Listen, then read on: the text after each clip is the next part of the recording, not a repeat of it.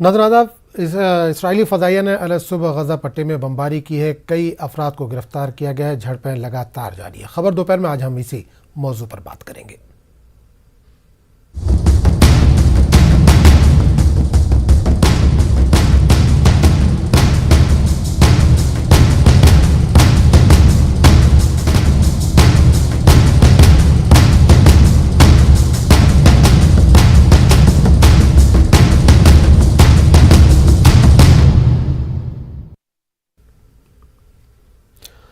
Israeli फ़ज़ाइया ने अल-सुबह गज़ा पट्टी में बमबारी की है। इसराइल का दावा है कि ये कार्रवाई हमास के रॉकेट हमले के जवाब में की गई है। बमबारी के नतीजे में हुए नुकसानात की तफसीलात फ़िलहाल नहीं मिल पाई है। ख्याल है कि गुज़िश्ता कई दिनों से मस्जिद अक़सा के सहन और उसके अतराफ़ में इसराइली फ़ौज और फ़लस्तीनियों के बीच झड़पें हो रही हैं, जिसके नतीजे में 150 से ज़्यादा फ़लस्तीनी ज़ख्मी हुए हैं। कुछ जहाँ बहक भी हुए हैं। इसराइल ने कई फ़लस्तीनियों को गिरफ्तार भी कर लिया है।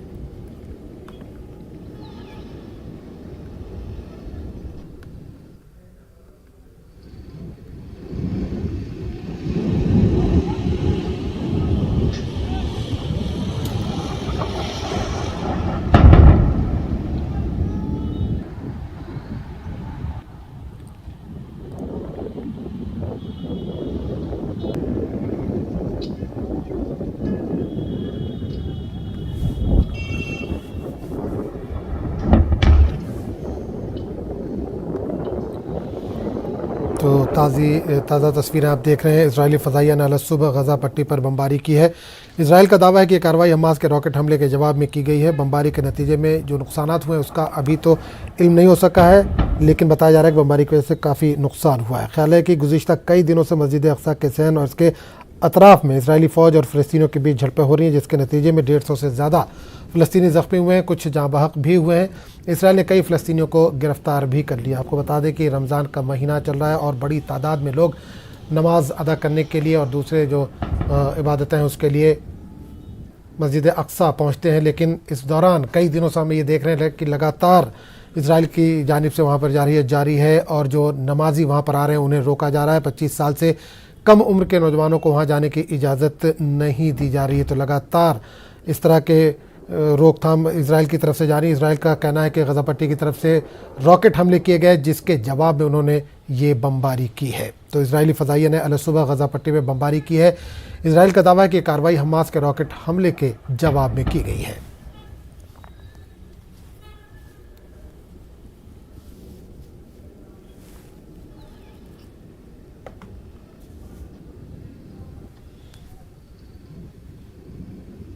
तो इजरायली फोर्सेज ने एक बार फिर मस्जिद अक़सा पर धावा बोला है। गज़ा से यहूदी कॉलोनियों पर रॉकेट हमले किए गए हैं, जिसके जवाब में इजरायली फोर्सेज ने एक बार फिर फ़ज़ाई हमला किया है। रमज़ान का महीना है और बड़ी तादाद में मुसलमान क़िबला अव्वल का रुख करते हैं और यहाँ पर नमाज और दूसरी जो इबादत है उसमें मसरूफ़ रहते हैं। लेकिन उसके बावजूद काफ़ी पाबंदियाँ इसराइल की जानिब से की गई हैं। इसराइली फ़ौजी जो हैं वो मस्जिद अक़सा के सहन तक पहुँच गए हैं। उन्होंने वहाँ पर नमाज़ पढ़ने वालों को रोका। कई दिनों से इस तरह की वहाँ पर ख़बरें आ रही हैं कि जो नमाजी हैं या इबादत करने वाले लोग हैं वहाँ पर जाने से उनको रोका जा रहा है।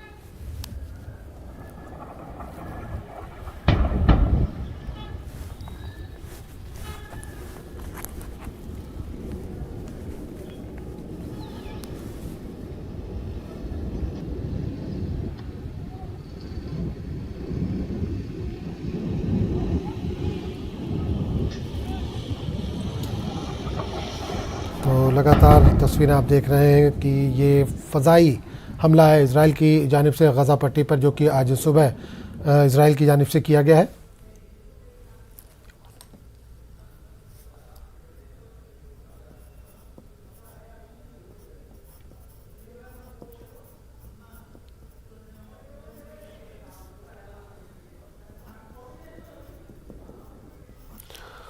और इस पूरे मामले पर बात करेंगे। हमारे साथ जुड़े तारीख़दान इनामुर रहमान गयूर साहब। गयूर साहब, आपका बहुत बहुत इस्तकबाल है। गज़ा पट्टी में नई जारहियत का आगाज़ हो गया। आज सुबह इसराइल की जानिब से ये देखा गया है कि फ़ज़ाई हमला भी किया गया है। जी, शर्मनाक है, इंतहाई शर्मनाक।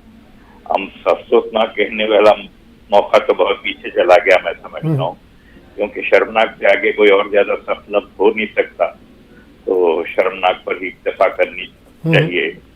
मुल्क में यानी इसराइल में जिस तरह के हालात हैं और उसमें जिस तरह का लैंड ग्रैब चल रहा है, उस लैंड ग्रैब के चलते हुए ये जो रमजान के महीने में ये जारियत के नए नमूने पेश किए जा रहे हैं और मस्जिद अक्सा जैसे मुकद्दस मुकाम को भी पूरी तरह से जो है मुसलमानों के इस्तेमाल के लिए नाकाबिल कर देना, ये इनका मकसद है। और इनका अपने जो है तामीरात करके अपना हैकल सुलेमानी को ढूंढना या उसको फिर से वजूद में लाके सारा का सारा जो अहाता है उसको हैकल सुलेमानी का हिस्सा बना देना, ये इसका मकसद नजर आता है।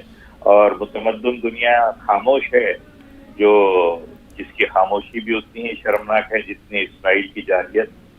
बहरहाल मैं तो दुआ कर सकता हूँ और क्या करूँ। बिल्कुल गैर साहब, एक सवाल ये है कि जाहिर सी बात है रमज़ान का महीना है, बड़ी तादाद में जो नमाजी हैं वहाँ इबादत करने के लिए पहुँचते हैं, क़िबला अव्वल भी है मुसलमानों के लिए।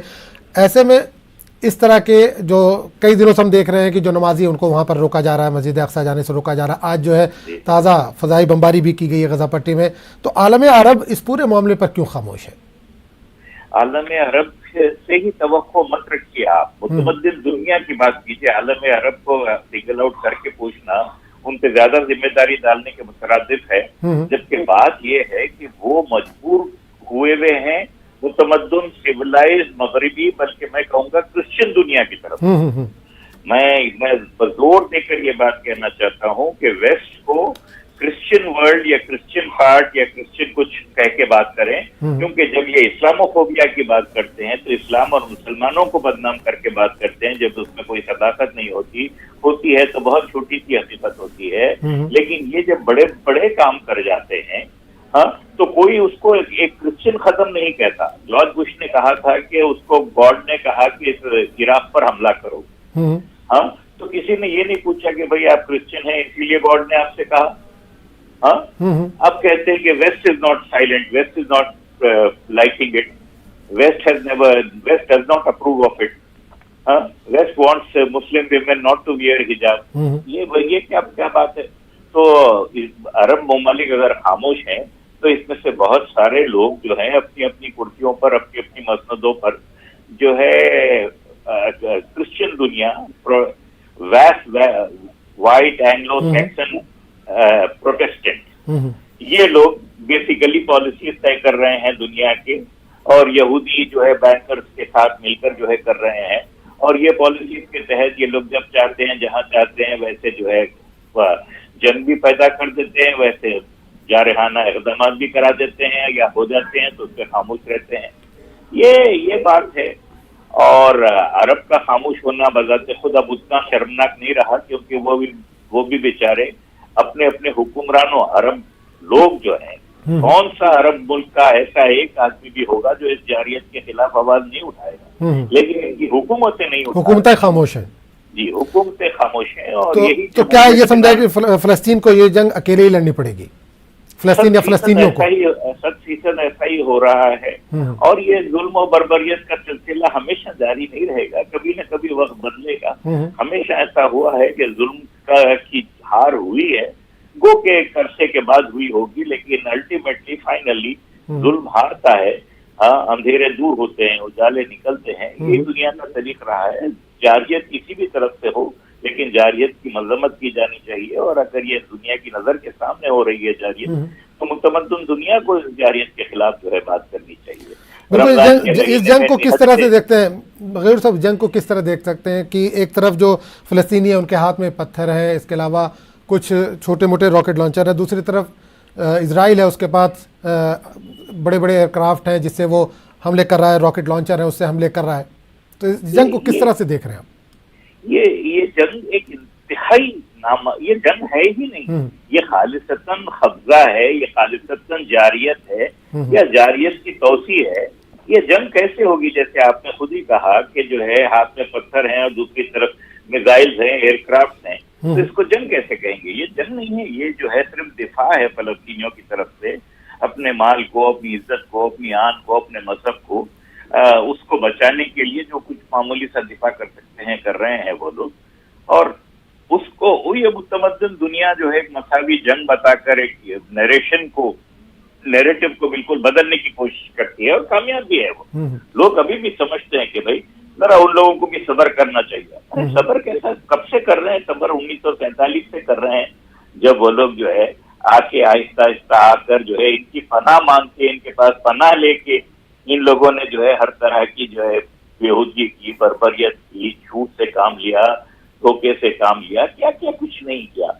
रेवेन्यू के रिकॉर्ड्स बदल दिए वहां पर आकर इसराइल में 47 से पहले, और बाद में ये जाहिर करने की कोशिश करे। अब तो ये जालिम ये भी बोलते हैं कि फलस्तीन जैसी कोई चीज है ही नहीं, वजूद ही नहीं है। इनके अपने इश्यू किए हुए नक्शों के अंदर बड़े बड़े लोगों के इश्यू किए हुए नक्शों में फलस्तीन का जो है पूरा कुछ जो है नक्शा दिया हुआ है, अप्रूव जो इनके नक्शे हैं। तो यासिर अरफात का जो दौर था और अब का दौर, इसमें कितना फर्क महसूस कर रहे हैं आप? यासिर अरफात का दौर देखिए, इनके इस्तेमार को, इनकी जारियत को, इनके गाजिबाना हरकतों को एक तरह की तक़वियत देने वाला ही दौर था। यासिर अरफात, आप यकीन करें कि कोई ऐसे नहीं थे जो फलस्तीनियों के सही माना में हीरो और जो है उनके हमदर्द थे। वो भी उन्हीं के बिठाए हुए लोग थे, वो भी इन्हीं इस्तेमाली ताकतों के बिठाए हुए लोग थे, और जिनके होते हुए इसराइल को मौका मिलता रहा कि वो आहिस्ता आहिस्ता आगे बढ़ते रहे, थोड़ा कुछ डर से, थोड़ा कुछ शर्म से, थोड़ा कुछ जो है धोखे से। लेकिन सही मानों में यासिर अरफात जो है, उसके बरखिलाफ जॉर्ज हब्बाश जो थे सही असली फलस्तीनी, क्रिश्चियन फलस्तीनी, उनकी आवाज में कहीं ज्यादा सदाकत थी। तो मैं, माफ करना कि मैं यासिर अरफात को कोई सही माना में हीरो नहीं समझता इनका। उनकी बेगम खुद जो है यहूदन थी, बिल्कुल जी, और वो सिर्फ उस वक्त के लिए लोगों को रोके रखने का काम करते रहे इसराइल के, और एक धोखे में रखे कि कुछ काम आगे बढ़ रहा है, कुछ बात आगे बढ़ रही है। यही ऑस्लो के एग्रीमेंट में भी हुआ, और जो है कोई एग्रीमेंट नहीं था वो, उसके बावजूद उनके कराए हुए एग्रीमेंट की बुनियाद के ऊपर भी जो है।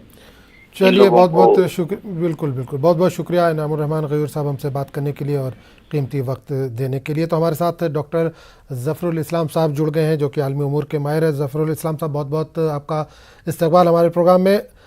ज़फ़रुल इस्लाम साहब, गज़ा पट्टी में नई जारहियत का आगाज़ हुआ है, इसराइल की जानिब से ताज़ा बमबारी की गई है, फ़ज़ाई बमबारी की गई है, किस तरह से देखते हैं इसको आप?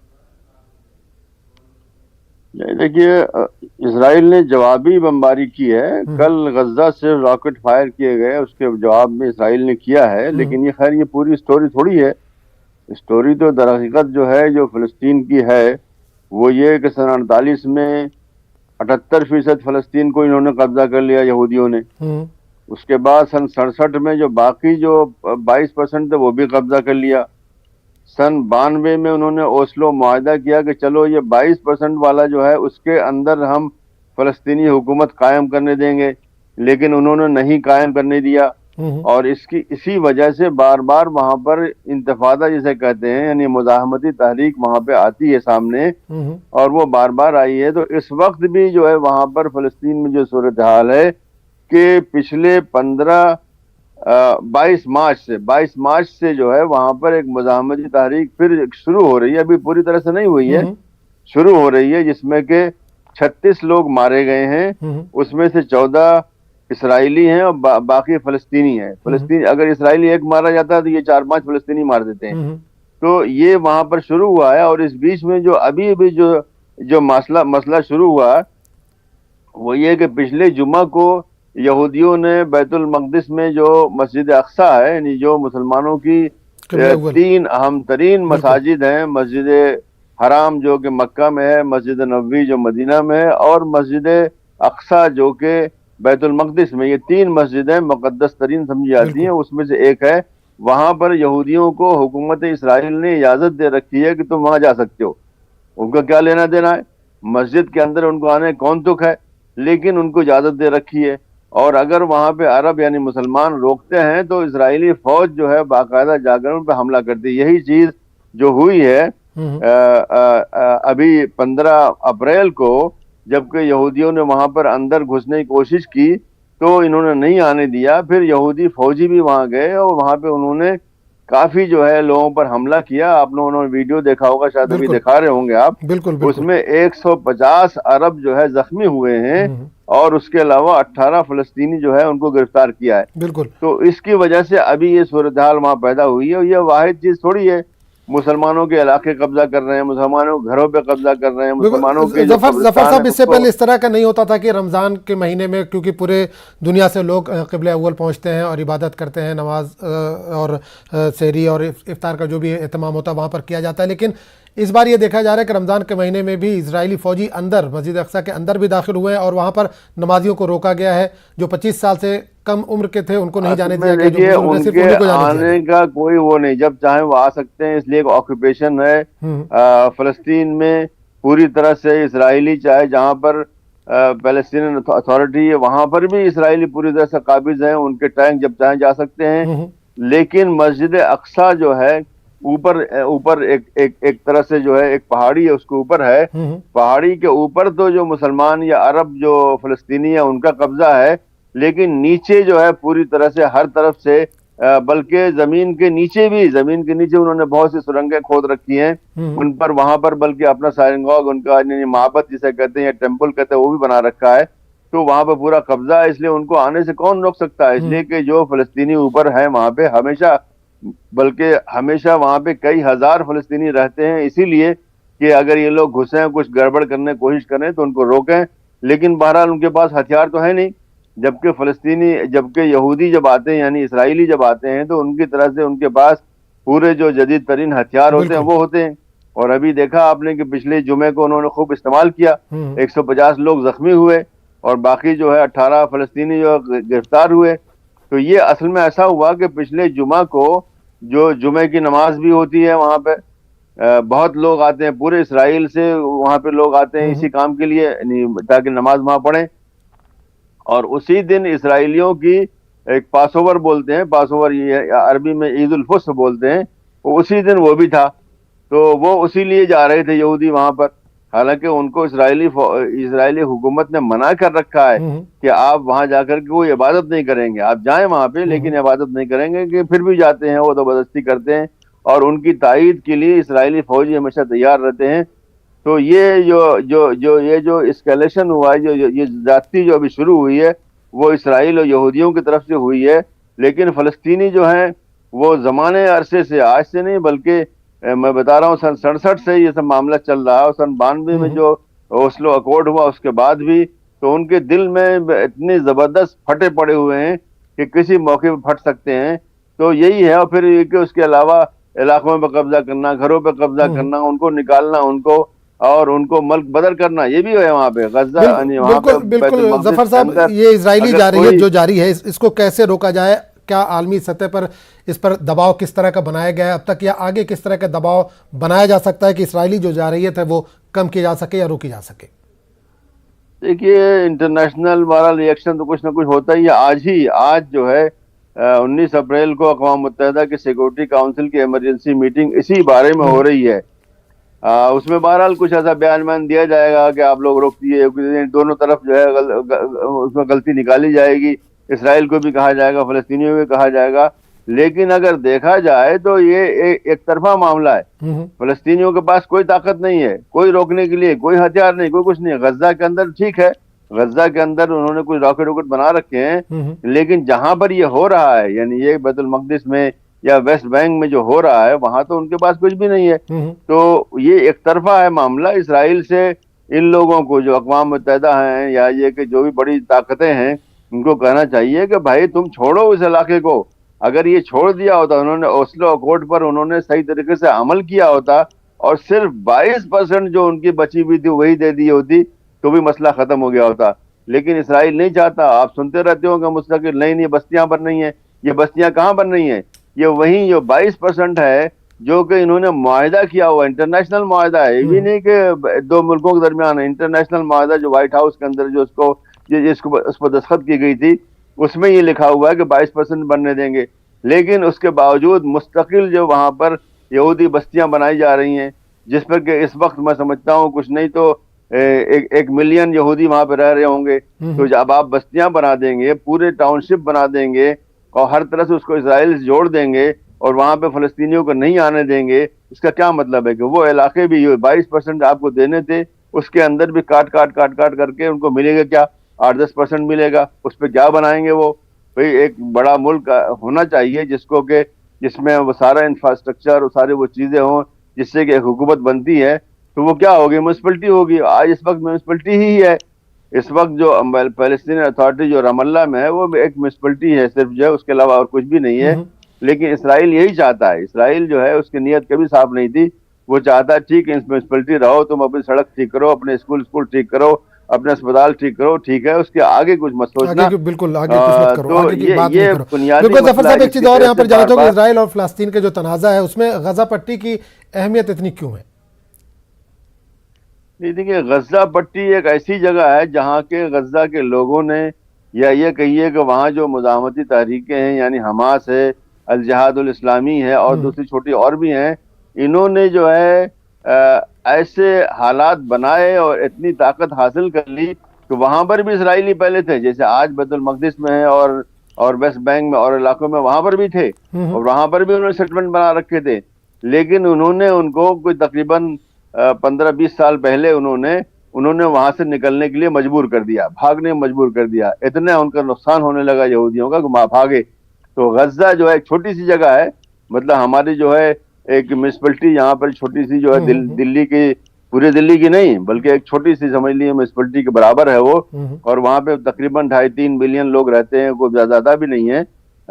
तो लेकिन उन्होंने वहां पर अपनी आजाद वो बना ली है और डिटरेंस कायम कर लिया है। उन्होंने भी रॉकेट वगैरह बना लिए हैं, अक्लमंद लोग हैं, पढ़े लिखे लोग हैं।